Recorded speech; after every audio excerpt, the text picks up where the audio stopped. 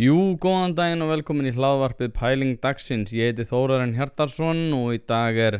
föstudagurinn 5. júlí. Sumarið líður hratt. Enn og aftur beið ég með að gefa út þátt, en að þessu sinni er ástæðan sú að það eru bara svo ótrúlega margir hlutir í gangi og meðal annars breska kosningar sem að ég ætla að fara yfir í dag. Ef þú ert að hlusta á þetta á YouTube, máttu endilega gera subscribe á þessa rás, og ef þú ert að hlusta á þetta á einhver annari veitu sem að gera þig kleift að gefa stjörnur eða svona review eða, ætla að segja ekki endurgjöf, þá máttu endilega haka í 5 stjörnur eða einfallega sleppa því. Nú, eins og ég var að nefna, það voru kosningar í Bretlandi og það er nákvæmlega sem að mér langar að ræða, og það hefði einfallega verið skrítið að ræða það á 5. þegar að kosningarna voru að fara að verða háðar, en nú er svo komið að verkamannaflokkurinn vann stórsigur, ótrúlegan en jafnframt fyrirsjáanlegan sigur, þar sem að íhaldsflokkurinn beið einfallega afhroð. Íhaldið misti 250 sæti sem að mestu fóru yfir til verkamannaflokksins, eða 211 sæti. Einnig beið skoski þjóðaflokkurinn afhroð og misti fjölmörg sæti einnig til verkamannaflokksins. Þau hafa náttúrulega átt svolítið erfitt uppdráttar eftir að Nicola Sturgeon átti erfitt með, hvað var það, fjársvik og eitthvað fleira, hún og maðurinn hennar, ef ég er að munna þetta rétt.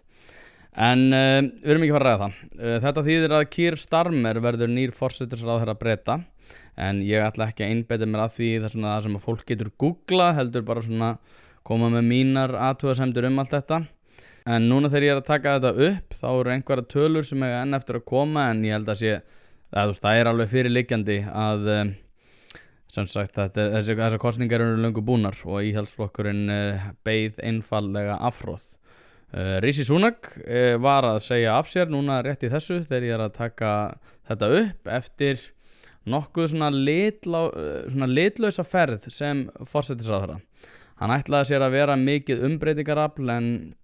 allt kom einhvern veginn fyrir ekki. Íhaldsflokkurinn hefur að sjálfsögðu verið með alveg óstjórnlega, litlausa og leiðinlega forsætisráðherra,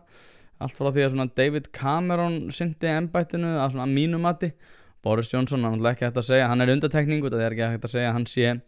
mjög leiðinlegur eða kannski litlaus, hann er mjög litríkur. En sko aftur á móti þá voru svona litlausir í starfinu eða einfallega bara ekki starfi sinu vaxnir.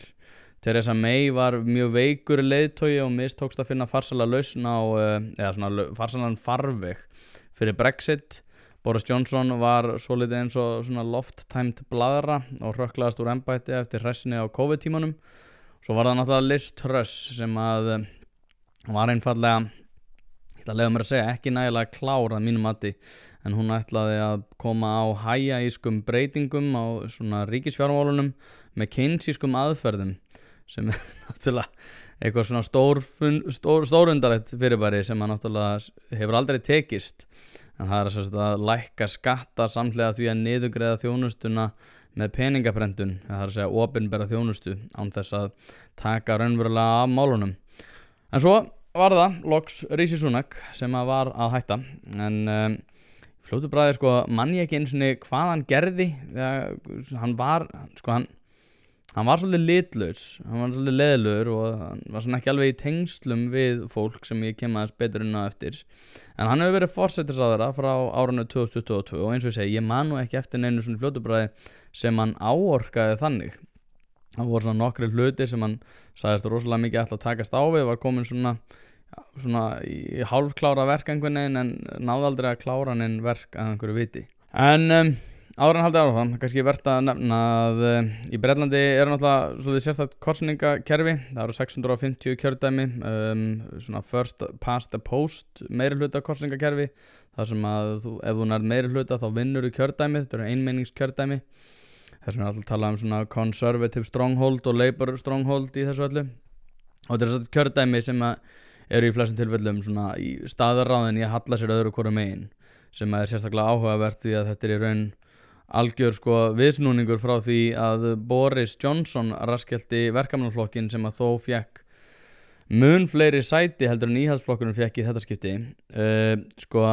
Og ástæðan fyrir því nefni að þetta er svolítið sérstakt er að þetta sýnir svolítið breytingar á stjórnmálum, eins og ég var að tala um. Þetta hefur vanalega verið einhver svona það sem að kalla stronghold, eða það sem að þeir ná oftast nær mjög sterkum kosningum, það tala rauða vegginn og svona íhalds svæði. Sko vissulega voru það margir sem að skiptu yfir í verkamannaflokkin, en sko það sem líka sérstætt í þessu að verkamannaflokkurinn fékk bara 2% hærri kosningu í kosningunum núna í samanburði við það kosningarna 2019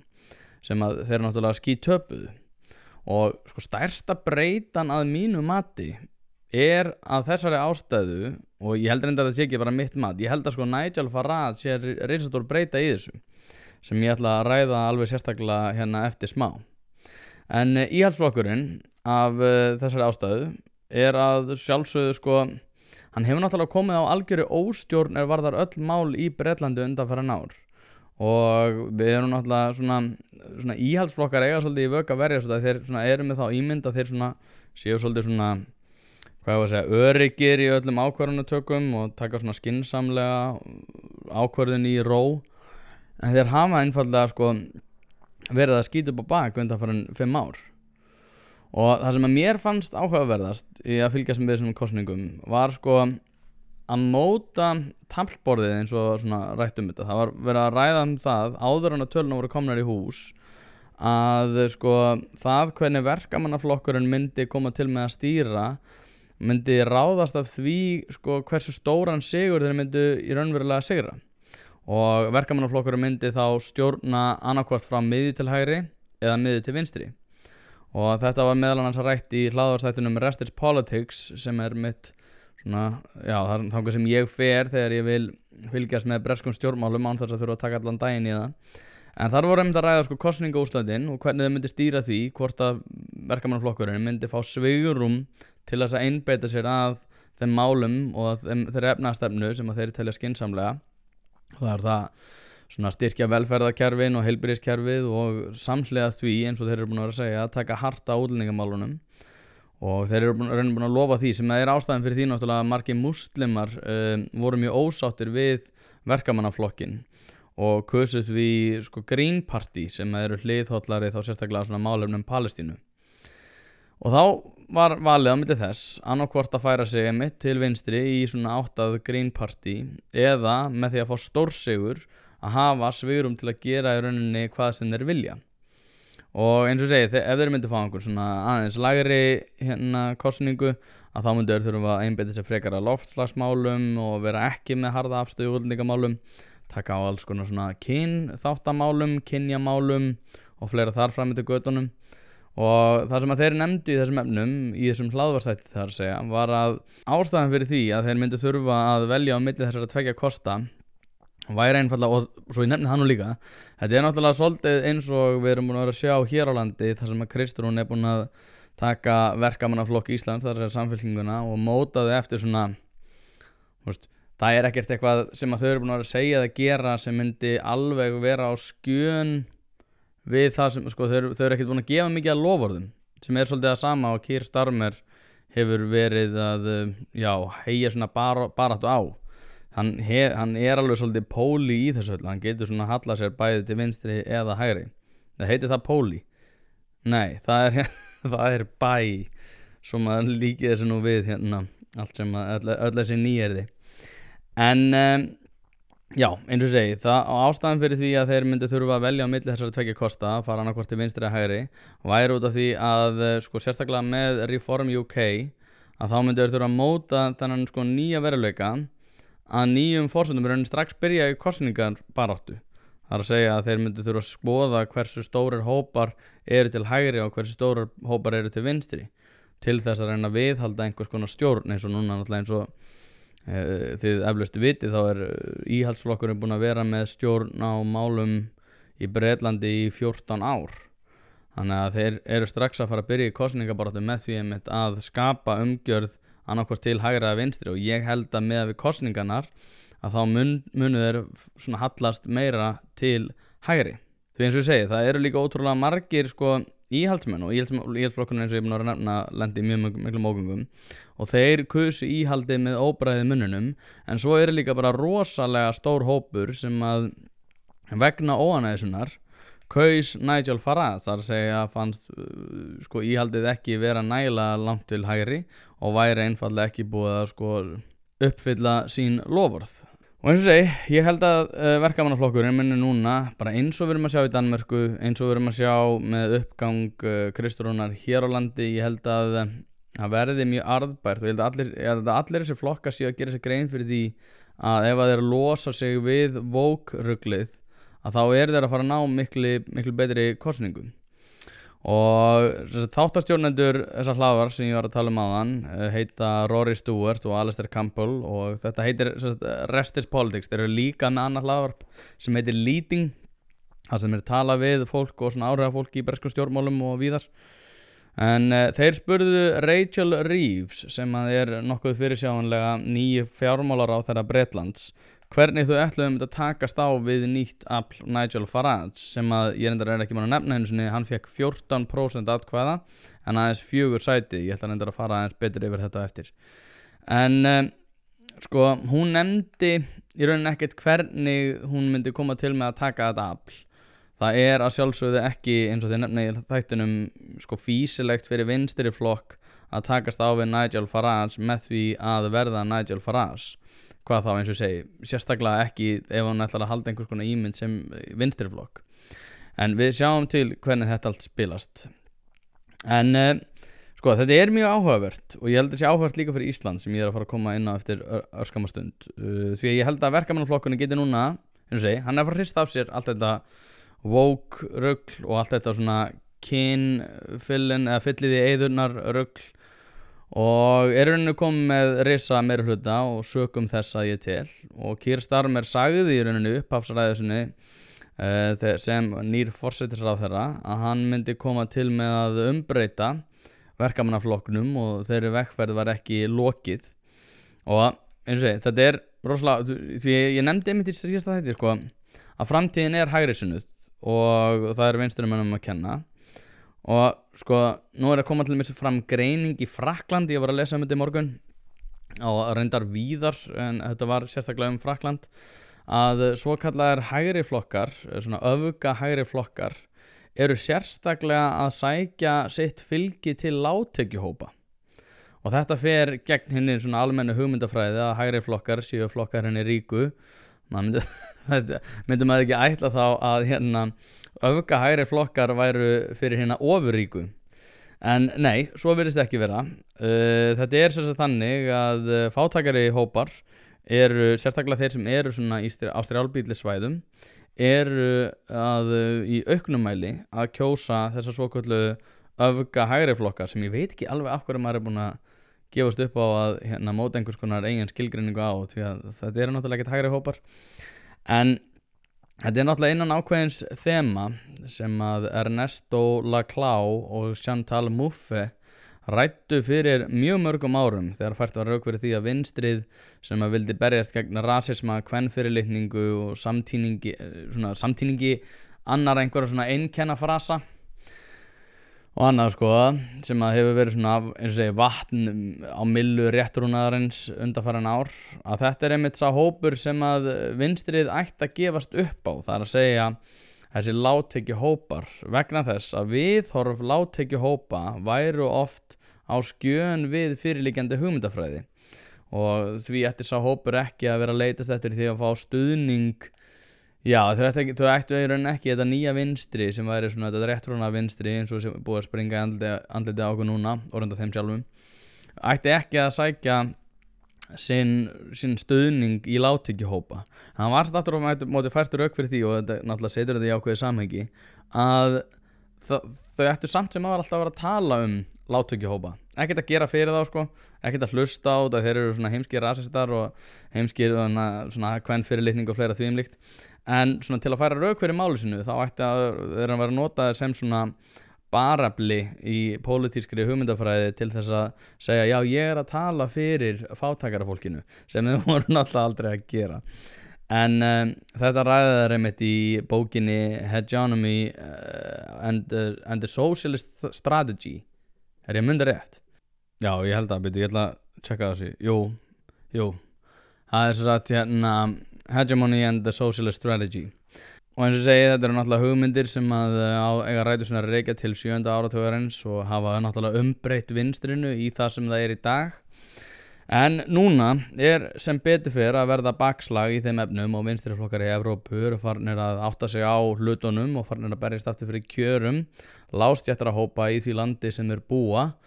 sem eru náttúrulega, sko, fátækt fólk hefur náttúrulega ekkert átt mikinn forsvarsaðila innan svona vinstri flokkana og kannski aðeins geta leita til stjættafélagana, en að því undarskildu hafa það náttúrulega ekki átt, hvað ég var að segja, forsvarsmann á hinu pólitíska sviði. Já, fyrir eftir í hvernig þú reyndar skilgrinni pólitík en þið skiljið hvað ég meina. En sko,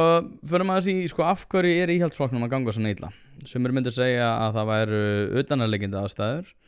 en fleiri að ég held myndu segja að þetta sé einmitt sjálfskapaður vandi eins og ég fór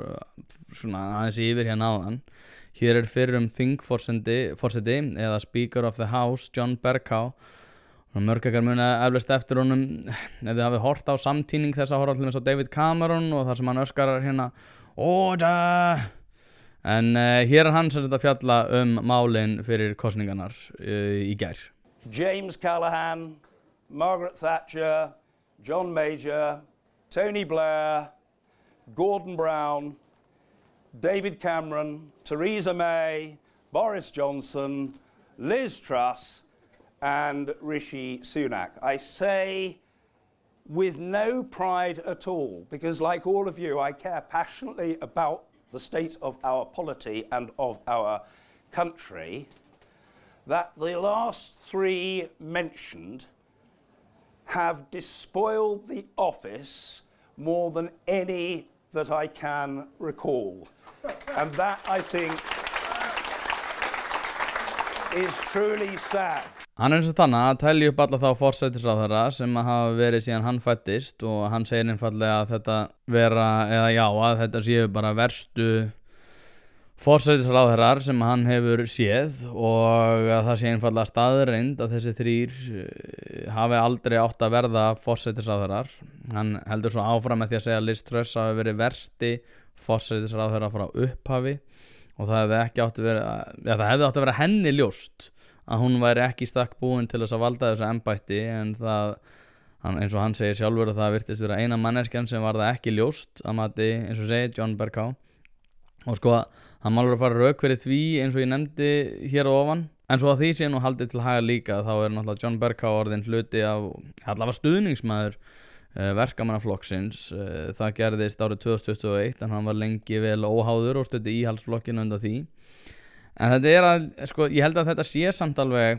svo ég fara nú líka aðeins að koma okkur inn á íslenska samhengið, ég held að þetta sé sko upplifun mjög margara innan íhaldsflokksins og þá sérstaklega kjósenda. Það að segja að mannaval sem að íhaldið hefur boðið upp á sé einfallega alveg óboðlegt. Og John Bercow nefnir að Rishi Sunak hafi verið sá forsætisráðherra sem hafi verið minnstum tengslum við almenning. Og þar kem ég að þessum sem mér finnst vera þessum mikilværi breytum segja, því að í þessu samhengi ber að nefna mikilvægstu þættinir sem að, mikilvægstu þættir þess af hverju íhaldsflokknum gekk svona vel í síðustu kosningum árið 2019 svo að það var í rauninni, það kallað sko rauði veggurinn í norðurinu, en hann náttúrulega fjall. Og rauði veggurinn vísar í norður kjördæmin sem að eru svona fátækari og eru svona, gömul verkamannaveldi og margir sitja þar eftir með sárt ennið og þar einmitt mikil fátækt. En hann sérstætt fjall árið 2019 yfir til íhaldsflokksins þegar að Jeremy Corbyn rak einhverja svona woke bull kosningaherferð og var svo ásakaður gyðingaandúð sem að hann einfallega tók aldrei á. En nú virðist verkamannaflokkurinn vera búinn að ná vopnum sínum á ný sem þykir vera mjög mikilvægt ásamt því að náttúrulega rústa íhaldinu í fjölmörgum kjördæmum í því að einmitt reisa hennan vegg upp á nýtt, það er að segja rauða vegginn í norðurinu. Og sko, trú á íhaldsflokkinn orðin jafnvel sko svo slæm og þetta svo áhugavert að sko markaðir brugðust jákvætt við því að vinstri menn skildu ná vopnum sínum á ný í Bretlandi og breska pundi það styrktist umtalsvert það held ég að sé svona versta martröð fyrir hinn hefðbundna íhaldsmann sem umhugað ríkisfjármál að svona vinstri flokkar valdi því að efnahagsmálin taki við sér strax í kjölfarið. En svo það náttúrulega það mál sem að hefur haft, eins og við erum búin að vera að fjalla hérna undanfarna mánuði, og það það mál sem að hefur haft mest áhrif á stjórnmálin undanfarin ár. Og það virðist vera orðið í Evrópu að sá flokkur sem að almennt tilbúin til þess að ganga hvað lengst í þeim efnum, eða hefur mesta tiltrú í þeim efnum, sá flokkur sem tilbúin að taka á útlendingamálunum. Og nú Bretland náttúrulega svolítið áhugaverð breyta í þessum efnum, því að ímynd málefnisins hefur verið svo að verkamannaflokkurinn hefur verið svona, liðlegir í útlendingamálum, en þeir breytum stefnu og íhaldsflokkurinn reyndi að breyta þeirri stefnu með því að svona keyra. Þeir fóru í það sko að reyna að segjast ætla að ganga ennþá lengra, þó svo að þeir hafa náttúrulega verið við stjórn mjög lengi án þess að taka á þessu. Og hérna til dæmis myndband sem að hérna Rishi Sunak birti, ég ætla að horfa á þetta hérna með ykkur. Þess að byrjar á því eitthvað, það greinilega bátur þannig einhvers staðar lengst út í hafi, og fyrir ykkur sem eru bara að hlusta þá eru þeir sem sagt að leggja einhvers konar stöpla fyrir svona bjóða einhvern velkominn að renna svo út hérna rauðum dregli sem að kemur hérna út, og þetta sem sagt á að vera ímynd svo ímynd sem að íhaldsflokkurinn að reyna að móta af vinstrimönnum og sérstaklega gagnvart Labour. Og svo sjáum við að hérna kemur hérna Labour's approach to illegal immigration, það að þeir séu bara að fara að renna út rauðum dregli til þess að bjóða alla ólöglega innflytjendur velkomna. En kjósendur keyptu þetta ekki, og eins og ég segi, Keir Starmer bauð óbreytta stefnu í útlendingamálum sem hann ætlaði að taka samhliða því að breyta stjórn í efnahagsmálum. Og sko, ef við hugsum þetta aðeins, þá þetta líklega að fara að hafa áhrif víðar, það að segja þessi strategía. Því að nú bætist verkamannaflokkurinn í hóp Evrópuríkja sem að segjast alltaf taka hart á útlendingamálum eða svona flokkum í Evrópuríkjum, samhliða vinstri velferðarstefnu og uppskera mjög vel. Fyrst Danmörk, nú Bretland, nokkuð fyrirsjáanlega Samfylkingin, nú Kristrún Frostadóttir og Jóhann Páll eru úti og voru þarna að líklega til þess að læra og styðja verkamannaflokkinn í sínum erindum. Og sko, þegar maður hugsar út í það, þá þetta nýja vinstri alveg verulega áhugavert, og mér finnst þetta ekki vera nægilega mikið rætt. Því að sko, ef við prófum að þess að máta þennan raunveruleika við hinn íslenska, útlendingamálin ganga ekki vel, efnahagsmálin valda gríðarlegri óánægju, óstöðuleiki í því hver stýrir hvaða ráðuneyti innan sömu ríkisstjórnar. Sko, hljómar þetta ekki svolítið kunnulega? Alltaf að skipta forsætisráðherra, alltaf að skipta ráðherra. Sko, ég hef heyrt þetta, ég veit ekki alveg hvaðan samt. Og eins og ég segi, ég fjallaði þetta að hérna framtíðin sé hægri sinnuð. Og sko, ég búin að vera að hugsa mikið þetta. Sko, hún að sjálfsögðu hægri sinnuð undir þeim formerkjum sem að lögður fyrir okkur í dag.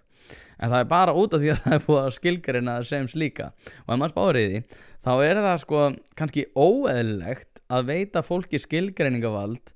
sem að búið að krefjast þess að allir hugsi eins og það sjálft, ellegar vera bara kallaður vond manneskja, eða vera kölluð vond manneskja. Og það kannski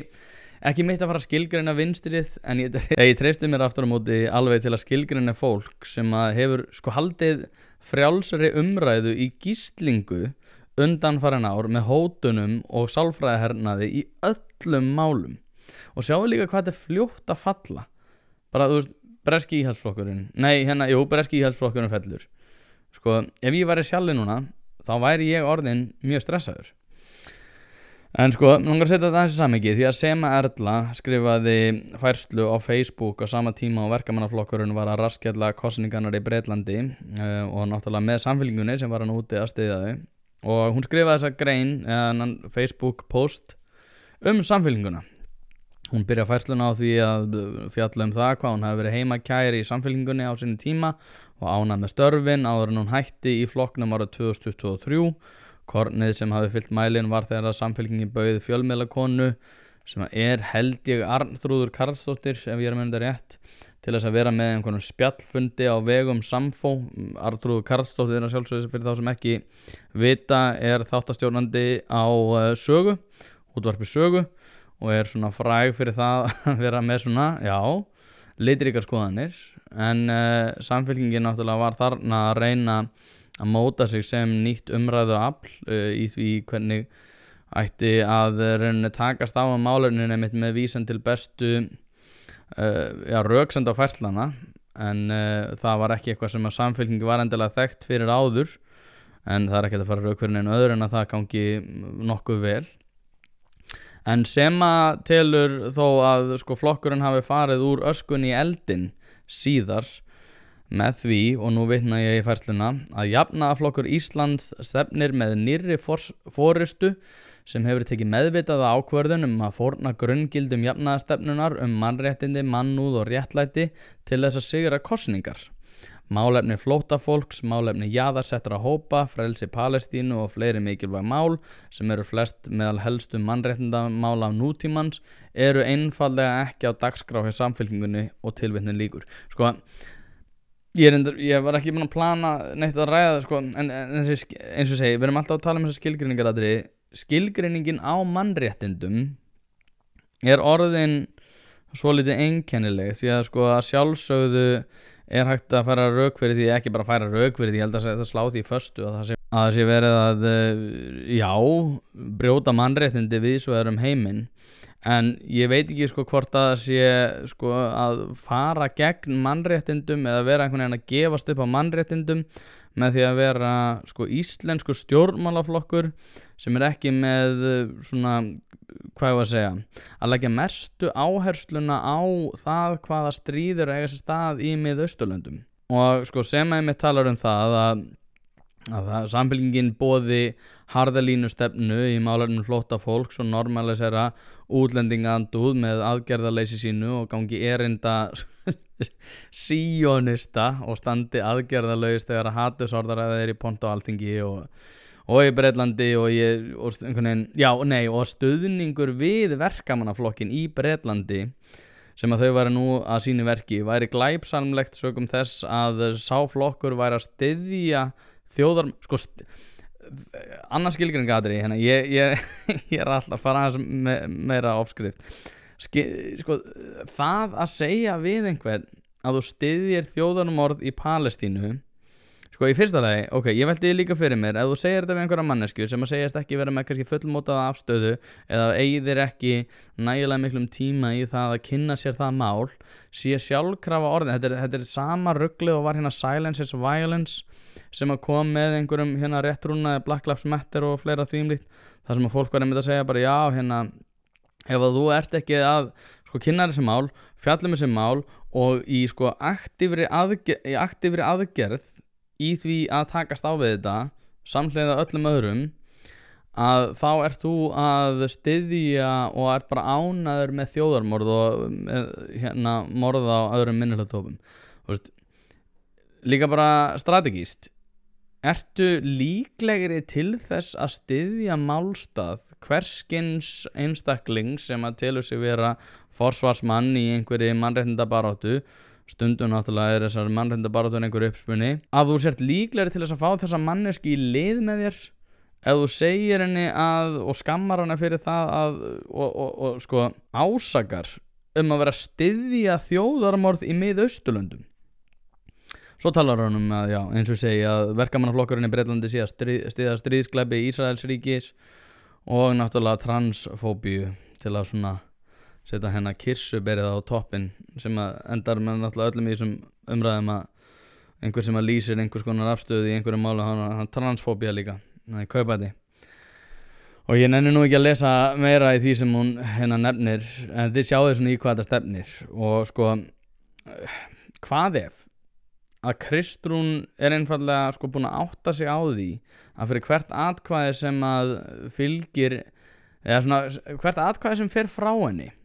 svona að segja, hvert atkvæði sem hún missir út af sinni stefnubreitingu og stefnubreitingu nánast í öllum málum, í það minnsta breyttum áherslum, að þá sé hún að fá 5 í viðbót, því að það er það sem að virðist vera að gera. Sko er það ekki skynsamlegt sem stjórnmálamaður? Því við skulum ekki gleyma því að fyrir aðeins 8 árum fekk Samfylkingin 5,7% atkvæða. Nú mælast þau með hátt í 30%. En samt er fjallað Samfylkinguna eins og hún sé í ógöngum. ég næ ekki þess alveg. Og þetta er eins og segja, þetta er vægast sagt einkennileg umræða, og ef við erum að tala sko árangur stjórnmálaflokks, að þá er þetta náttúrulega eitthvað sem er að virka. Þau eru ekki í ógöngum. En samt er einhvern veginn búin það er eins og segja, það eru mjög háværa hópar sem einhvern veginn búin að sannfæra okkur það að þau séu í ógöngum. Og hver er ástæðan fyrir þessu? Jú, ég held einfaldlega að það séu mjög margir hugsi yfir háum stýrivöxtum, og það sé kannski aðeins erfiðara að vera 2 barna einstæð móðir í 9,25% stýrivöxtum, þar sem að launin hækka ekki í takti við matarkörfuna, að vera að hugsa hörmungar í Mið-Austurlöndum. Er hún vond fyrir það að gera það? Kannski. En ef við hugsum þetta bara út frá þessum forsendum, þá meina ég get ekki verið reiður við hana. Mér finnst áhugavert, ég ætla ekki að segja gaman að kynna mér málefni Mið-Austurlanda, þetta er blóðdrifin saga, og Ísraelsríki er náttúrulega eins og það er, og svo eru Palestínumenn eins og þeir eru, og ég hef náttúrulega sagt áður að ég styð engan í þessari baráttu, og mér finnst þetta vera algjörlega fyrir neðan allar hellur hvernig málum er háttað hana, og saklaust fólk náttúrulega sjálfsögðu fyrir barðinu á hryllilegri hugmyndafræði beggja megin. En ég veit ekki, ég bara, ef að þessi einstæða móðir væri með einhvern on-off switch, þá myndi ég vera pirraður út í hana fyrir það að slökku ekki á honum. En ég meina, ég held einfaldlega að hún þurfi að hugsa meira og þetta kemur svo mikið inn á það sem ég var að tala áðan, það sem erum að segja þetta, akkur er lágtekjuhópar helstu aðilar sem að kjósa þá flokka sem í fyrsta lagi mest að styðja Ísraelsríki, minnst að styðja Palestínu, og helst að styðja einhvers konar stefnu varða það að taka hart á útlendingamálum. Af hverju er þetta lágtekjuhópar? Þetta fer svo mikið gegn okkar hugmynd hinn svona hefðbundna vinstrimann. En að sjálfsögðu þegar öllur á botninn hvolft, þá eru þetta raunverulegu vinstrimenninir. Ekki einhverjir vóksterar með 1500 skall á mánuði í einhverjum, hjá einhverjum fyrirtækjum, eða líklega reyndar hjá hennu opinbera, sem að hafa nóga tíma til þess að tuða á Twitter til þess að móta einhvers konar, og eins og segi, stýra umræðinni út í að mínum að þetta ógangur. En ég ætla að hætta að blára þetta, ég þarf vel að fara að ljúka þessu. Ef við horfum á hina hlið stjórnmálana, þá held ég að Sjálfstæðisflokkurinn ætti að spegla sig í þessum nýja veruleika íhaldsflokksins í Bretlandi og íhuga sitt mál. En eins og ég nefni, þá var þetta skilgreiningaratriði sem að réttrúnaðarritunum hefur verið leyft að eiga, og kannski væri betra að finna nýtt orð yfir þetta stjórnmálaafl, ég veit það ekki. En Sjálfstæðisflokkurinn, eins og ég var að tala þeir þurfa mjög mikið að pæla í núna, ef að vinstriflokkurinn fer að verða afl hinna, þeirra sem eru á lægri kjörum, að þá er það mjög vont fyrir Sjálfstæðisflokkinn, því að ég veit að þeir reiða sig mjög mikið á stétt með stétt og allt þetta. Og það sem að virðist ætla að heyra sögunni til, miðað við árangur Kristrúnar og viðhorf almennings til síðustu ára, varðar fólki sem hefur verið að kalla skoðanakúgun mannréttindi, þá er heimurinn að fara að breytast rosalega mikið. Og það mun rosalega mikið standa og falla á þessum skilgreiningaratriðum í allri umræðu. En við sjáum til, ég ætla ekki að fara að taka mér skilgreiningavald,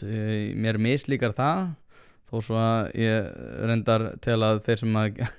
mislíkja það ekki og taka að sér þetta skilgreiningavald eigi ekki að vera að gera. En við sjáum bara til, ég held að skilgreiningavald eigi og munið sem betur verið þróast með almennum samræðum auðveld og erfiðari mál. En eins og ég var að nefna Sjálfstæðisflokkurinn, mér langar að tala hann meira, en það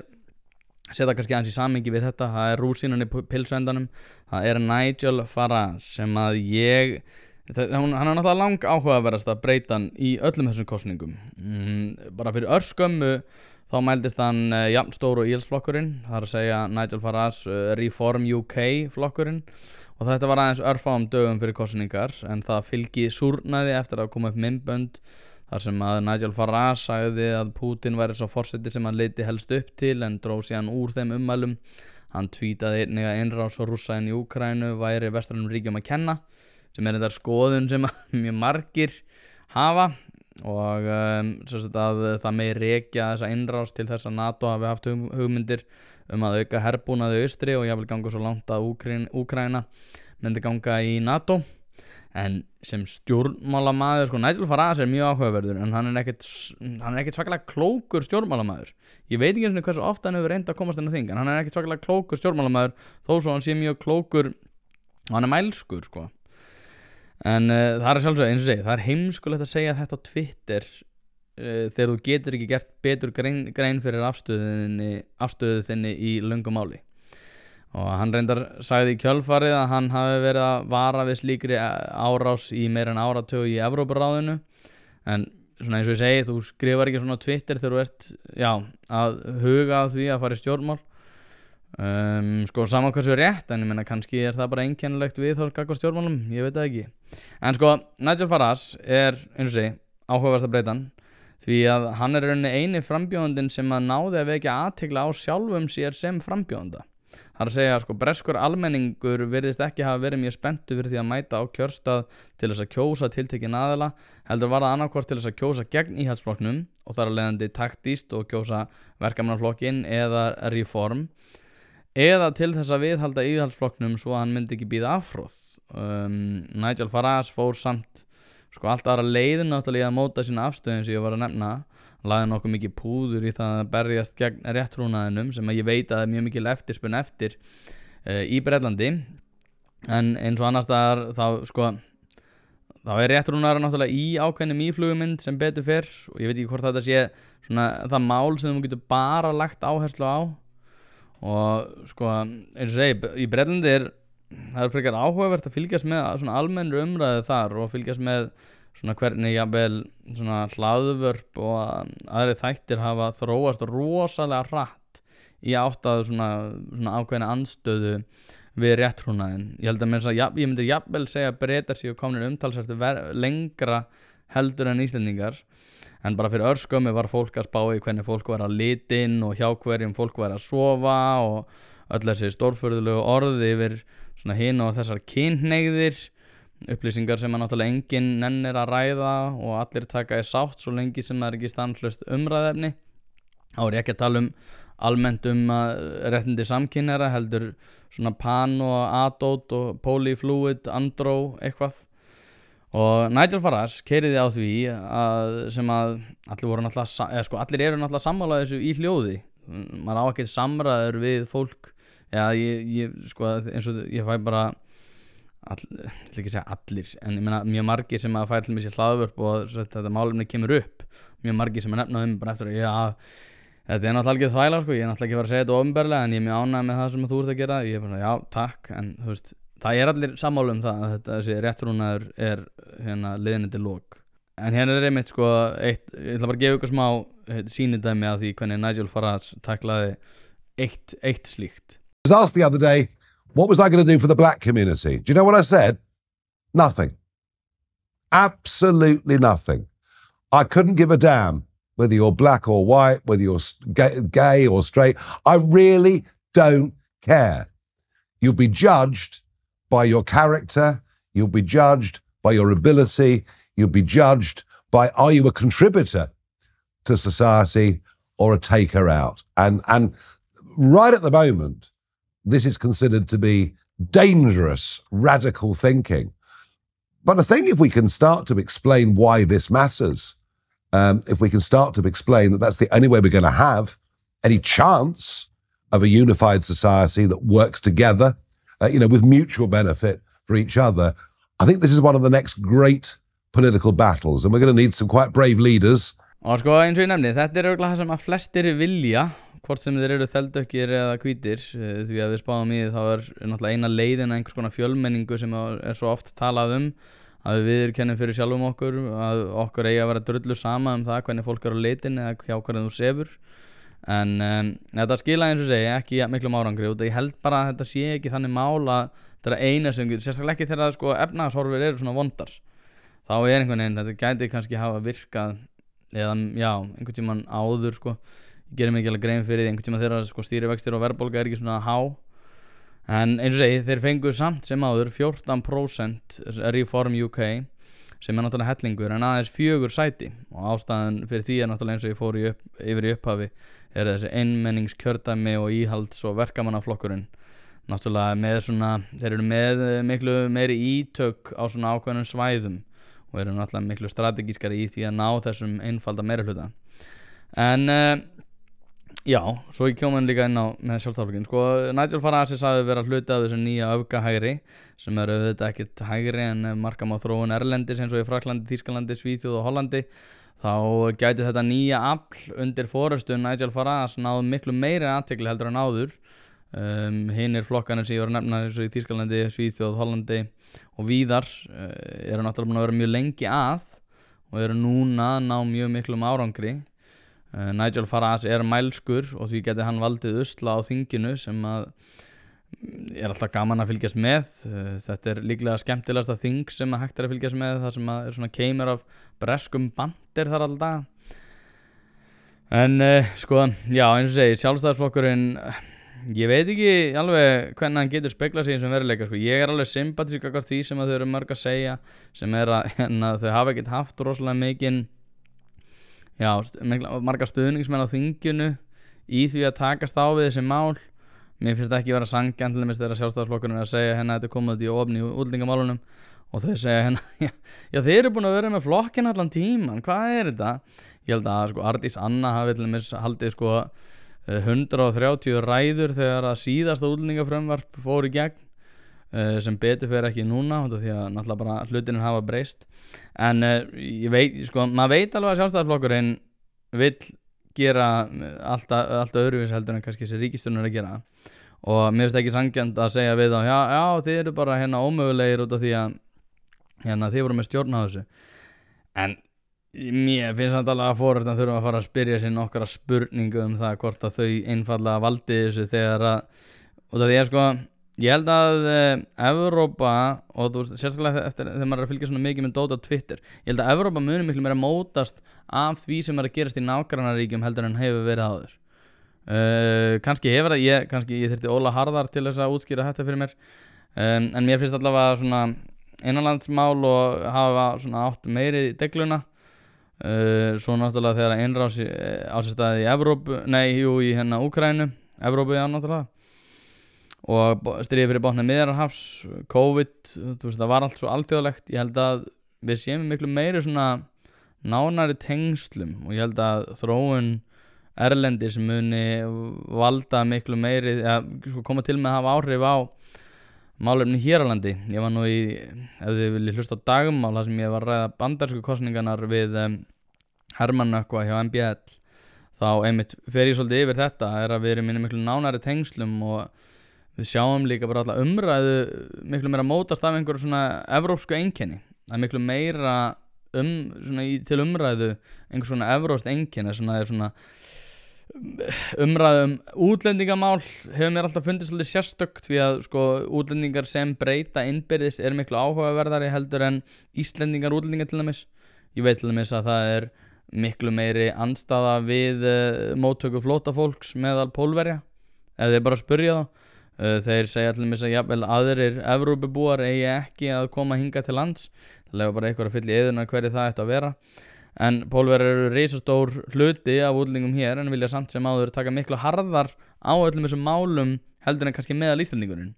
og hvað segir það okkur? Jú, útlendingar eru miklu meiri svona áhugaverðar að breyta innbyrðis og eins og segi, núna, svo ég lokið þessu með bresku kosningarna, núna er Keir Starmer að fara ég veit ekki alveg hvernig hann gerir þetta íhaldsmenn eins og ég sáði myndbandin áðan þeir telja að fólki trú að þeir munu bara ekki gera neitt í þessu sjáum til hvort það gerist þeir eru búin að lofa þeir fengu það stóran meiri hluta að þeir munu líklega